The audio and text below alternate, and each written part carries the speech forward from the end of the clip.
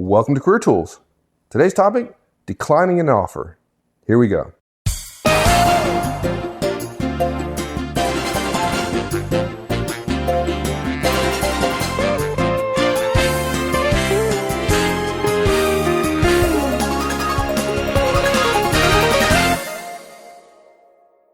Well, if you've only ever received one offer at a time, then the thought of turning down an offer might seem a little odd, right? Well, okay. Yeah. Okay, but however, the more you listen to Career Tools and make yourself into a desirable candidate, and the more you listen to the interviewing series, and if you listen to the interviewing series, you know to ask for offers. You got to close. You're going to find yourself in the enviable position of turning down offers. And to be clear, there is possibility, right? That I got to say to the audience, this is one of the rare casts that we're together. We are. We're sitting in my living room. We're recording together. We can see each other. And so I just interrupted Mike with my hand, by the way, guys. I just basically put up my hand as if to say, talk to the paw. You know what, though? There is the case. We joke about having multiple offers and turning one down, but there's a time when you would turn down an offer if it's the only one you have. Oh, sure, absolutely. Yeah, right? Absolutely. If it's not right. And if you know it's not right, you turn it down. So this is not, cast is not just for those of you right, who with multiple offers. Yeah, don't turn us off just because you don't have multiple offers, right? That's not good. Right. And it is totally possible to turn down an offer and continue to have a great relationship. And with the company, with the hiring manager, and I think too many people don't realize that and they see it. We were talking about this on the porch earlier today before the cast with Wendy, the whole idea of the myopia that people get into. They just can't see. Wendy's experience and my experience as recruiters, you see both sides and you can see the perspectives, but people get into the search and they can't get it. They don't understand that if I say no, then we're done, right? Because they're going to move on to somebody else. As opposed to them if they made you an offer, they're impressed by you. Right. Well, you can maintain a relationship if you decline the offer, assuming that you do it professionally. Yeah, exactly. And you have to actually engage in behavior to maintain it rather than just assume, I don't know if you remember me 3 years ago, you made me an offer and I declined you. That's not a way to warm up a relationship. That's going to be like, oh yeah, that doesn't work. You made me talk to the paw. Yeah. So look, we've got 4 recommendations here in this cast. The first one is get all the details. We're not going to go into that in a lot of detail. We just want to make sure you understand one of the basic rules about offers. We'll do another cast about what offers actually are so everybody understands that. Number 2, we're going to talk a little bit about timing, and it's important to note that you get to take your time, but you don't really get forever, guys. A lot of people think I've still got more time because the deadline's not here. That's not the only criteria. This cast is not about timing. We're going to have a separate cast about timing because it's delicate. But we want to at least make sure you understand that timing does enter into the actual uttering of the phrase, which is point 3, is where you say, I'm declining your offer. And folks, here's a little clue for you. You don't have to give your reasons. In fact, we don't recommend you give your reasons. And companies understand that and they're okay with it. And then number 4, as we were alluding to, we recommend you stay in touch. And you just have to engage in the right behaviors and it works fine. Okay. Now, we're talking about declining offers. You wouldn't want to decline an offer, the details of which you don't understand. Okay. Yeah. But caveat, right? We're assuming that everybody knows what goes into an offer. And so therefore, if I say that an office has a desk and a chair and a lamp, but you don't know how I define an office, if you walk into a room with a desk, you might say, oh, this is an office. Whereas I would be saying, no, it doesn't have a chair and a lamp, right? And so you're right. You wouldn't decline an offer you don't have everything for, but you don't completely understand. But a lot of people don't understand what actually goes into an offer, right? So the problem is that people don't know. They do feel vague. They're not certain about what they're going to do or what they don't understand exactly what they're being told. And look, don't ding yourself, guys, for the fact that you don't understand the offer. Don't assume the person making the offer knows what an offer is either, and so therefore is actually telling you what they're supposed to tell you. I think that's a common fallacy, right? If Ozan's making Horseman an offer, why ever you would do that, I don't know. Yeah, I don't know. But right, just use a different example. Yeah, different example. But if you're making me an offer, I'm naturally assuming as a candidate that you know what's supposed to go into it. And if I feel vague about it, if I'm not certain about it, what do most candidates do in that situation? They don't ask questions. No. They think they're wrong. They think they're uncertain. That adds the chance they'll say no, or worse, that they won't feel good when they say yes, right? So folks, it's not your fault if you don't understand the offer. We don't have time to go in all the details of the offer here, and this is certainly not a case where we want you to be negotiating the details. If you need a rough bit of guidance, an offer is a job title, a location in which to do it, an understanding of the compensation, and the deadline. Now, understanding the deadline of the offer, understanding the compensation is not trivial because it's more than just salary. Although, I think for the most part, if you're not in sales, this is only an 80% solution, but for the most part, if you're not in sales, if someone gives you a salary, then that's probably all most managers would give you, even though that is not the total compensation. Right. Unless you're at a very small or a smaller firm, right? As you get bigger firms, they start adding. There's an old rule that most large Fortune 1000 firms, at least it costs them $1.25 to pay you $1 because there's 25 cents in benefits costs associated with it. But you need to know what those benefits costs are. And usually those things do come from HR. The manager thinks you're going to accept the salary. He's not thinking about the 25 cents. And folks, don't get fixated on that number, but he's not thinking about, or she's not thinking about the benefits because they're assuming HR will tell you about that. And they'll assume you'll ask if you're so inclined. And not all benefits are the same across all companies. Yeah. So. And look, salary specifically, and the financial part of the offer isn't everything. Far better to be paid less to do something which excites you and allows you the kind of flexibility you want if that's important to you, to spend time with your family. But look, when you're weighing multiple offers, in the example where you're weighing multiple offers, you totally do need to understand the variables. When I talk to guys who are making decisions, I'll tell you what I love. When a young man, a young woman, or even an experienced person looks at the offers and they know all the details and they've talked about each one, and they can compare apples to apples for each one of the offers they have. Let's say it's just two. I love the analysis and saying this is better here, but that's better there. In other words, A is better than B in this area, but B is better than A here. And then after they do all that, if it's fairly close, then I want to hear them say, I'm choosing this one though for this reason. In other words, I want them to have done the analysis. And again, we'll do a separate cast where we talk about everything in an offer and so on. And I also want them to end with a decision which closes the gap. I've seen many people say A is slightly better in the three big areas, but I'm going to go with B because I feel best about working for that boss, or that's the company, that's the industry I'm most interested in, right? There ought to be some clarity as to why you're accepting a particular offer, right? Versus this vague kind of general, I kind of think I like that place better. Right. Really? Yeah. And in fact, sometimes that's the value of a recruiter or someone helping you in the process, in that they can say, well, why? And if you can't elaborate it, George Will, one of my favorite singers, he says, you cannot think what you cannot say. Mm-hmm. So if you're saying, well, I feel better about it, well, why? And you can't articulate it. Ask the question a few more times until you can. Yeah, exactly. Keep asking the why question. So we want to be careful. Compensation is not everything, but as a general rule, we just want to touch on this here. If you don't have all the information you need, folks, go ahead and ask for it. And I will say this, there is a really good definition I learned 20 years ago of offers, and it's fairly simplistic, but it's a helpful one. The definition of an offer, not the particulars of an offer, not the details of an offer, but the definition of an offer at its core is when control passes to you. Mm-hmm. Right? If Mike is thinking about making me an offer, I don't control my destiny. I can't come to work for you because I don't have an offer yet. The moment you give me an offer, the control passes from you to me as the candidate. And then I get to say yes or no. If you don't say, of course, there's a time limit on that. That's the deadline. And if I don't say within that time, the assumption is I've given you a no. It's determinative that it's not a yes, it would become a no. But the point is that if you have an offer, then if you're not certain about it, you have control. And folks, if you're wondering, can you ask questions? Yes, you absolutely can. And listen, this is Manager Tools in the interviewing series and Career Tools. In the interviewing series, we talk about you don't ask questions when you're interviewing about salary and location or what about X or what about Y or what about Z. You stay focused on the job. You don't ask about where do I sit and how much do I get and when's lunch and when can I quit. Well, we're not telling you don't get to know those things. We're telling you when you're interviewing before they've offered you is not the time to ask. The time to ask is when you have control. Right. And when you have control, there's less risk in asking a question that potentially would be difficult or would be challenging. We're not suggesting you go around asking pointed questions to hurt their feelings or anything, but you have control now. You can say, well, I really need to know a few more things. And a lot of candidates say, I don't want to upset them. Folks, if you have a question that's going to upset them, talk to a friend or come to our forums and ask us, somebody at Manager Tools. But generally speaking, the fact that control passes to you means you do have a chance then at that moment to ask those questions.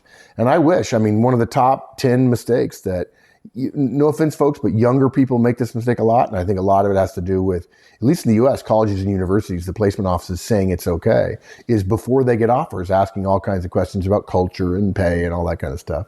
And there are two problems with that. One, that means those are the most important things you're thinking about, which is not the way the company's thinking before they've offered you. But number two, you miss an opportunity to learn about important things in your mind and in the company mind. And if the salary really is important to you, then probably a lot of what we're going to recommend at Manager Tools and Career Tools is probably not going to be helpful to you, because we see it very differently. Now, once you get the offer, I mean, you have a decision to make. And there's generally a limited amount of time to make that decision, right? Well, there's always a limited amount of time. And if they don't give you one, there is one. Yeah, you that's need to the ask thing. what it is. Well, yeah, that's the thing. I think what people do is, generally I know there's a time frame, but I don't know what it is. So therefore, it's forever. It benefits for me for it to be long. Well, it's not. I mean, you're really not. And in fact, when we talk, we'll have another cast when we talk about the timing of offers and so on. But the way to think about this is when you have an offer, somebody else can't be offered that job. Right. It's an offer for a specific job. There's not two offers for the same job out there at the same time, right? They're waiting. It's serial. Exactly. Yeah, exactly. One at a time. It's not in parallel. And I think what confuses people about that is candidates can have two jobs, two offers. One candidate can have two offers for two different jobs. But the point is, they're thinking about the candidate. That's their point of reference. That's why I mentioned myopia earlier, right? The problem is, it's always about the job. It's always about the job. In the case with one candidate have two offers, they're for two separate jobs, but each one of those jobs only has one open offer attached to it. And what often happens is, if a company has two candidates that they love, and that's not common, but it's not rare, if a company likes Ozan and Horstman, and Ozan's slightly better, the first candidate gets an offer with a short leash. We would say, give them a short leash, give them a week. Now, in many big companies, they might give you 2 weeks, and that would be, frankly, 2 weeks would be generous. That's generous, right? I think. And there are companies that would say, it's Thursday, I'd like an answer Monday, right? Mm-hmm. And I think we've given some guidance before about how to ask for a little bit more time, or what generally to ask for in terms of time. But again, we'll cover that in specific detail, not in an interviewing series cast, so people can understand about timing, whether or not they have the interviewing series. Probably you have a week. If nothing is said, you probably have a week. Now, what do we do if somebody says, well, I'd like an answer as soon as possible? If they don't give you a deadline, then of course, ask. It's one of those factors. If you don't get a good answer, or if for some reason you don't think you should ask, I don't know why, we just told you, go ahead and ask. You have control now. When's the deadline? It's not wrong to ask for the deadline. But when you do that, or if you don't do that for whatever reason, assume it's a week. Just assume it's a week. Yeah. I'm not suggesting I'm right. I'm saying 80% of the time I'm going to be right. And you don't want to be thinking you have 3 or 4 weeks. The worst feeling in the world is to be, gosh, folks, if you're just starting your career and you think you have a month, or a lot of people are giving different offers at different times, and it seems like they're constantly thinking about things, your memory is just failing you in that regard. And if you're thinking you have 3 weeks, and in the middle of the week, if a week and a half in, they call you and said, your deadline was really 2 days ago, and you panic, that's not a good way to be making a career decision. It's just not. No, we'll talk later about keeping in contact. Like, you can't keep in contact with folks. Yeah. And ending on that note is not. Yeah, exactly. Right? Yeah. Because from the perspective of the company, again, they have a job, they have a position to fill. And as long as you're sitting on it, and assuming you decline, they can't move forward with another candidate. Right? You're costing them time and money. Yeah, exactly. And again, we don't want to make an instant decision, right? We want you to consider things. And by the way, if a company says to you folks, I need a decision now, it is completely reasonable, and it would be expected in 90% of the cases for you to be able to say, I'm sorry, I need at least tonight. And it would actually be, particularly if you're married or if you have a significant other, you want to be able to talk to your partner. That's totally fine. If somebody says, no, I have to have a decision now, well, I'm sorry. They're being unprofessional, and you're on the hot seat. And there are 3 possible answers. Yes, no, and okay, I'm only saying no because I promised my spouse I would talk to him or her before I made a decision. And so regrettably, if that's the only decision, I have to say no. Now, what you're doing there is saying, I want more time, but you're asking me to do something I'm not willing to do. And in probably 50% of those cases, you'll get more time with that third choice rather than the yes or no. You don't want to work for that person. Yeah, exactly. That's just unreasonable. Yeah, there are cases, though. Every once in a while you see the case of the person who's just dream job, dream company, dream everything. And they end up working for a boss who's not very smart and thinks that pressure is a good thing in career choices. And there are bosses who would say to you and I over cocktails, they'd say something like, well, I only want guys who are hungry to come work for me. So if they don't want to work for me at the moment they talk to me, then I don't really want to hire them. And they can make a case that you got to be hungry. You got to be, I know. I don't agree with them. I think it's dumb. And they'll be that way. And so we just want people to know that that can happen. Okay. So I've seen some people that they're less afraid of not getting a job than they are having to decline an offer. Absolutely. To say no to somebody. It just absolutely it frightens the Jesus out of them. Yeah. It even frightens the guys who have multiple offers. And I can understand it at least from the perspective of power. They think the company has all the power and you don't want to upset people with power, right? Saying no is sticking a finger in somebody's eye. Yeah. But we do recommend, if you've got them, and look, you don't have to have another offer. You could choose, as I mentioned earlier, and there are some cases where if you only have one offer, we'd recommend you decline it. If you don't want to go to work for the company, if you dread going to work every day, gosh, say no. Say no. Yeah, say no. But we recommend you speak to the hiring manager face-to-face, ideally. But look, if I live in Fredericksburg and the offer's in Dallas and I'm back home and the deadline's tomorrow and I can't get to Dallas, of course I'm going to call on the phone. Okay. Further, if I call Mike on the phone and he's got an offer for me and the deadline's tomorrow and I've decided today I'm not going to take his offer, and there's all kinds of factors in there as well, I'm going to call, and even if I get voicemail, I'm going to decline to his voicemail. Okay. Today. Absolutely. Yeah. The deadline's tomorrow. Yeah. If I've decided. You've decided. You're going to say no. Nothing. And again, we've skipped over the take your time, right? There's timing about how long do you wait. But as a general rule, if I didn't say it earlier, I apologize. The moment you know you're not going to take an offer is the moment you decline. If I know today I'm not going to come to work for you, it's Thursday, but the deadline's Friday, I do not wait till Friday. Because again, you only have one offer to give for the one job you've offered me. So the moment I would say no, you having a day earlier to give it to somebody else is better for you. I'm ethically constrained to say no the moment I know I would not come to work for you. Now, if I don't have another offer and I say to myself, I just don't see myself doing it, but I'm not really sure. That's different. That's different. I haven't decided. Exactly. And so we're saying when you know unequivocally you're not going to accept the offer, maybe it's because you have 3 or 4 other offers that you're pretty certain at least one of them come in and you definitely like all of them more than this. That's fine. You're certain you're going to take this one. As long as if none of those other offers come in, you're not going to look back and go, I would have wanted this one. Right. I would have taken that one. Yeah, if there's no, and that's why we have to really spend some time talking about timing of offers and deciding on offers. And I don't want to overdo that. That's why I didn't overdo it in this cast. I really want to talk about the actual wording and how you do it and so on. But you're absolutely right. The moment you decide, you're done. You have to call. And it's a courtesy. And you might very well say back to me, right? We could see a situation where you would say back to me, well, Mark, you got 24 hours if you want to think about it more. And I would say to you probably, Mike, it's very kind of you. And yet I know I'm not going to accept your offer. A little bit more time won't help. And I feel obligated to provide the offer back to you. You may choose to offer somebody else. And I'll tell you what, you hear that as a hiring manager, class move. Yeah. And in fact, I got all warm and there you go. Yeah. Hearing that. Yeah. Part of it is because we're face to face too. Yep, That's part of it. Yeah. But the beauty of that is we just convinced people, I'm sure by listening, that they realized, oh, you could stay in touch, right? There's a way to do it by giving a decision before the deadline, not waiting to the last minute. The guy who waits the last minute, and if the guy who waits the last minute says, yeah, I'm sorry, it's 5 o'clock and I've decided to say no, they think it's the deadline that's driving the decision and that you might had you more time. They probably won't give you more time. But unfortunately, if you say it's close to deadline, I decided to say no because you waited until the last minute and then they offer you more time and you say no, then they know it wasn't. Exactly. It's not as clean. Exactly. Right. Now, folks, I'm going to say it again and again, another cast about this.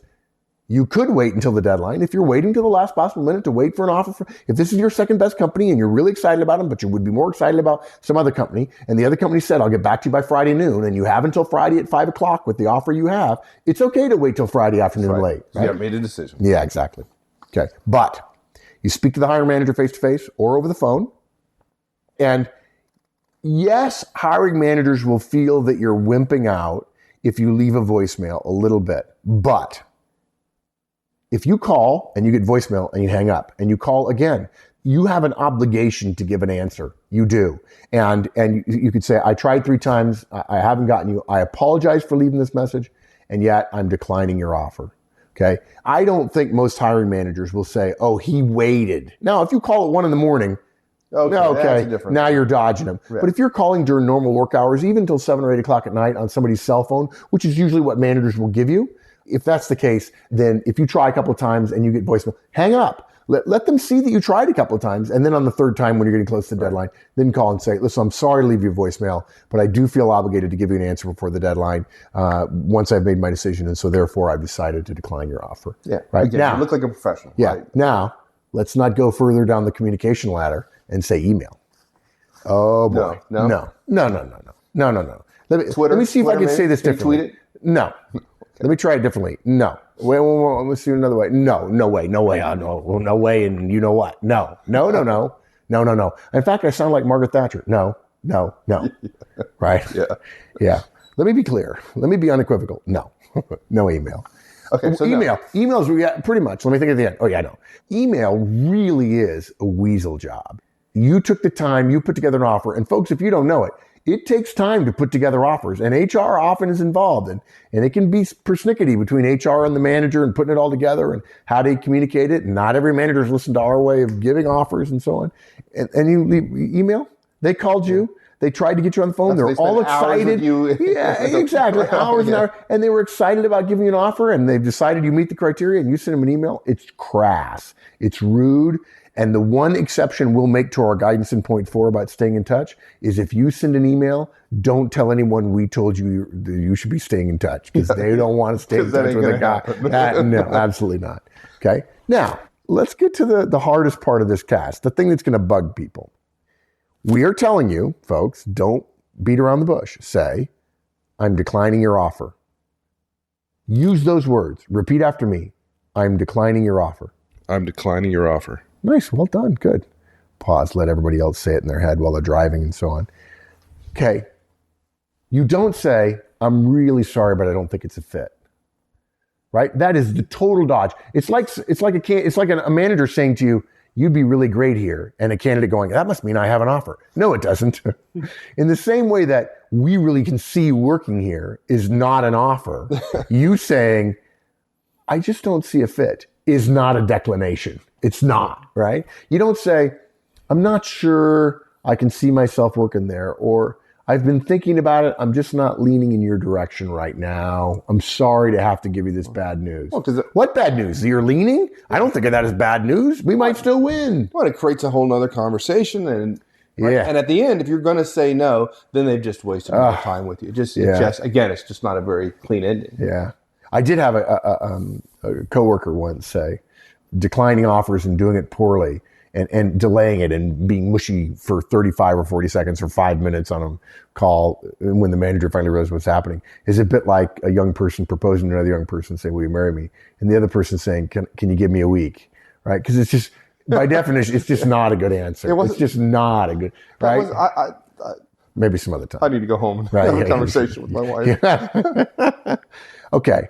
Now, look, we say, I'm declining your offer. Now, folks, this is Career Tools, and we try to be explicit. If you get soft on this, much like when we talk in Manager Tools about feedback, right? If you try to add more words, if you try to soften the blow, adding more words only obfuscates. It only makes it hard, and it makes you look bad, okay? Now, look, the reason you don't like having these conversations, we know if it was us, right? It would feel a little bit like we were being turned down if we were the hiring manager. And look, even though it's supposedly a rational economic decision, it feels emotional. It feels like a rejection. And if I've offered you, you want to feel like you're helping me avoid the emotional pain, so you avoid saying the words, Mark, I'm turning down your offer. Yeah, look at. If it were you or for me, I'd want you just to get to the flipping point. Please tell me. Yeah, and we know it. Oh, and you know what? I've given hundreds of offers, and you know when the guy is going to say no just by the way he starts the call. Absolutely. Yeah. Hey, Mark, how's it going? Not well, I guess. What do you mean? You're going to turn me down, aren't you? Well, yeah. And by the way, you're going to turn me down, followed by a well. By definition, that's a no. That's a yes. I'm going to turn you down, also meaning a no. And look, here's the other thing, folks. You don't need to share your rationale. Period. Okay. The reason companies often and managers want you to share your rationale is to have an arguing point, to show you what you don't understand, to try to win you over. You're not obligated to do that. We don't call with questions in hopes that in that call we'll make a decision. You don't call until you've decided. Now, it's okay to ask questions after you've gotten the offer, but the call up where you're going to decide yes or no, where you're going to communicate yes or no, is never about questions. It never is. The decision is already made. The purpose of the call is one and only one. Only one, right. It's not an if-then. It's a already done, right? We have already made that decision. Okay, so you have to give the decision, and if you give a rationale, they're going to want to talk about it, and you don't want to do that. Now, you're saying, well, okay, but can I just say I've declined? Well, you can. I've decided to decline your offer, okay? And I've just used different wording. I'm declining your offer. I've decided to decline your offer. They're never going to say why, and you say, well, I just don't feel it was the right fit right now, okay? Or you could say, I feel like the fit is not there for me, or it's not going to be a fit for me after all. And that's your rationale. It is a complex soup of many factors, none of which were black and white. Now, you might say to yourself, well, gee, if I were the hiring manager, I'd want to know if there was one big reason. You're right. And you're not the hiring manager.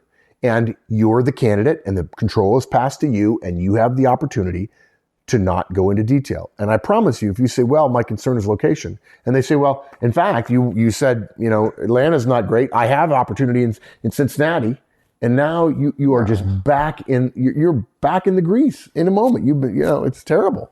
So you don't want to give reasons, because it'll give the manager hooks on which to hang his or her persuasive arguments to convince you to change your mind. Either you're sure you're declining or not. If you have to have made up your mind, that's the whole point of this, right? And you say, unfortunately, it's just not a fit for me. Well, can you give me more insight? It was really a number of factors. It's too hard to say. Well, can you give me a sense of what might have been involved? No, if anything, it's the death of a thousand cuts, and I apologize for saying it that way. There were so many factors, so close. Well, do you have any other offers? I'm considering several other opportunities. Now, you don't have to say yes or no. Do you have other offers? It's frankly none of their business. In the same way that if you ask them, who else are you considering and who else have you offered, right, they're not going to tell you. And that's part of the dance we're playing here, right? And yes, it's not a perfectly transparent game, but this is the ninth law of manager tools. Horstman's law is embrace reality, right? The reality is this is not a transparent game with completely fair, open, and honest rules. There is a bit of skull and dagger, sort of, cloak and dagger skullduggery going on here. So you could say, Jim, I'm declining your offer. I'm very impressed with your organization and the work you're doing. It's just not a fit for me. And you could also say, and I'd like to keep in touch. And it's best to say, I'd like to keep in touch, because that way you're moving quickly to the future. Now, they're going to come back to you, and you say, well, as I say, it was no particular factor stood out. It's just not a fit for me at this time. That's it. And the manager who continues, folks, if you've truly decided, and you practice saying that 20 times, and you say to yourself, Mark and Mike said it would be okay. Mark and Mike said it would be okay. And just hold your ground. While wearing red ruby slippers. Red ruby slippers and clicking. You just keep saying it over and over and over again. I'm declining. I apologize. It's a great opportunity, and it's just not a fit for me at this time. Repeat it. At some point, they're going to stop it. Now, look, there are jerks in the world, guys. You may get the one jerk who says, I can't believe you're doing this. I can't believe you. Hey, only a total non-professional would not share his answers. In fact, that's false. The real professionals don't share their rationales, right? So you don't have to give an answer beyond just saying it's not a fit for me. And you talked about staying in touch. We've talked about that, mentioned that several times, right, during the podcast. So tell me more about that, because I think a lot of folks think that, hey, once you say no, it's done. It's done. You're not talking to them again. They're probably thinking a little bit like, hey, I'm never going to be able to work for that company again. Right. And that's not true at all. Not true. You can make it so by acting professionally. Right. You could say, well, I'm sorry, I got to go by. Right. And then right. Well, it's a bit like, I think what people would say is, if I ask someone to marry me and they say no, I don't get to say, can we keep dating? Right. It's kind of like, most people would say, you get to a certain point, and then there's a point at which coming back from it is not easy, right? Actually, it's not true. You're not going to get the offer again, probably. I mean, there's rare cases where that happens, but it's really rare. On the other hand, the question is not, are you going to go to work for them? The question is, do you want to have a relationship with them? And I got to tell you something. If I make an offer to somebody in the world sometime in the next 20 or 30 years, and they say no to me, I'm going to want to stay in touch with them because I make offers to almost nobody. The people I make offers to are the kind of people I want to hang out with. They're cool. I want them to be in my network. But again, I think it's that myopia I said before. People are just in a well of trying to understand their situation. And when they say no to somebody, they know the effort that person went through. Gosh, surely I've been shunned. Not at all. We recommend people, look, staying in touch with people is hugely important. We recommend it all the time. If this is somebody you would hire, we would obviously tell the manager to stay in touch with them. So therefore, if you're the person who's saying no, we recommend you try to stay in touch with the manager as well. You need to have a bench of people out there, a group of people that you might want to work for. And if you interviewed with this company, clearly you saw something that would make you want to work for them. Who knows? The role could change. All kinds of things could change. So, the way you stay in touch, simple. The first thing you do is send a thank you note to the person who you declined to. Yeah. Thank them for the effort they put into the process and for the consideration they gave you. You don't need to apologize again, but it wouldn't be the end of the world if you'd, I'm sorry, things didn't work out. I just want to tell you how impressed I was with the organization. I hope we can stay in touch. You're the kind of people I like to associate with. And to some degree, people might say, I can't believe you'd say that. Well, two things. One, it's true. And two, it takes this thing out of things for them. Right? And then it's not, we were just here being pawns in a game and now I say no to you and so we're never going to talk again. Right. And not maintaining the relationship almost gives the lie to the effort you were putting into trying to get hired to begin with. It's just a great way to go out too. It just leaves a great taste in the person's mouth about who you are. Yeah, and nothing wrong in 3 months after you've sent the thank you note. They'll get the thank you note. I have people all the time say, Mark, I don't mail thank you notes anymore because people are traveling so much in mails. That's a joke. Come on. Yeah. They'll get the thank you note. I mean, they'll get it. And then 3 months, 4 months later, you send a note and say, hey, Bob, just wanted to say, hey, I moved on. I'm in company XYZ after all. Just want to tell you what a great experience I had. And hopefully what they'll think is what 90% of the managers in the world think. He's not doing that with everybody who offered him a job, or he's not doing that with every company he interviewed with. There are only a few companies. He went to work at some other company, but he still wants to stay in touch with me. So we end up looking about as good as the company that got to hire him. And again, I'll tell you, it's true for you. It's true for me. If we interview somebody and we really like them and we want to hire them and we're not right for them, we don't want them to come to work for us. But if they're good enough for us to say we want you to come to work for us, we want to stay in touch with them. Absolutely. Our paths will cross again, and good people are rare. Yeah, if I felt strong enough about a candidate that I wanted to offer them a job, wanted them to come work for me, just because they said no to me, they didn't all of a sudden become a bad candidate. Right, no, right? Yeah. No, they're still, Yeah, who's to say that in a year I don't say, how are things working out over there, right? Not so good, well. huh? Oh, okay. Yeah, maybe you ought to consider us. Let me know. Now, I'm not going to go pursuing you, right? But I might say, hey, reach out to me. Let me know. And, all of a sudden, the nibble. It happens. And you go, oh, yeah, there's one. I'm going to get him. Yeah. Yeah, your bench. Still on your bench. Exactly. Yeah, still on the bench. Exactly right. Just because they go to work somewhere else doesn't mean they weren't good before. And then they'll be good again. So wrapping up real quickly, get the details you need. Understand that there are parts and offer. Again, we'll cover that in more detail. Take your time, but you don't have forever. Generally, you've got a week. Don't wait until the deadline, right? Until right before the deadline. The moment you can say no, you'd say no in any circumstance, then you have to decline. And waiting to the last minute is harder on the candidate and on the manager. And then what you do is you say, I'm declining your offer. And if you feel compelled to give a reason, you say, there were a number of factors. It was a very hard decision. No single factor stood out. It's just not a fit for me right now. Okay. And then lastly, stay in touch. Having an offer to decline for some people would probably be on their wish list right now. That's right. Right. But that said, you need to be prepared when it happens, because some of you are going to have a situation where whether you have multiple offers or just one, you're going to feel that you need to say no. Turning down an offer gracefully can lead to future opportunities. And if you make a hash of it, it reduces your opportunities in the future. And, we've said it before, smile at people on your way up because you'll see them on the way back down. I remember when I got fired, I thought to myself, well, at least there are many, many people here who know who I am and know what I stand for and the kind of person I am. And I'm okay with that, right? You build your bench and you keep your bench, even when there are times when two people, you and a company you want or a company wants you, doesn't work out. A year later, 2 years later, 5 years later, who knows? You may have gotten promoted a couple of times, and the guy who said no to you, if you stayed in touch with him, he might be somebody you could hire. Yep. It could happen. It happens. Yep. Do it well. and you'll have that opportunity. Awesome. Thank you, my friend. You bet, partner. Thanks, everyone. That's it. We'll see you next week. In the meantime, have a great one. So long.